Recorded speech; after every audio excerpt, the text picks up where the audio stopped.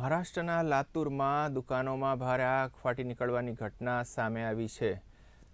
લાતુરના વલાદીમાં એક પછી એક 6 દુકાનોમાં ભીષણ આગ લાગી હોવાની ઘટના બની છે.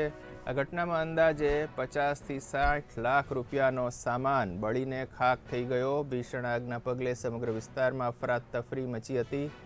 દુકાનોમાં આગ લાગતા લોકોના ટોળા એકત્ર થઈ ગયા હતા. ટોળાને કાબૂમાં લેવા પોલીસ બંદોબસ્ત ગોઠવી દેવામાં આવ્યો. લાતુરના વલાંદી વિસ્તારમાં ફર્નિચર અને સામાનની દુકાનમાં શોર્ટ સર્કિટને કારણે ભીષણ આગ લાગી હોવાની પ્રાથમિક માહિતી પ્રાપ્ત થઈ છે. ઘટનાની જાણ થતાં જ ફાયર બ્રિગેડ ટીમ ઘટના સ્થળે પહોંચી ગઈ હતી અને ફાયર બ્રિગેડની 3 ગાડીઓએ કલાકોની જહેમત બાદ આગને કાબૂમાં લીધી હતી. પરંતુ આગમાં 6 દુકાનનો તમામ સામાન બળીને રાખ થઈ ગયો હતો.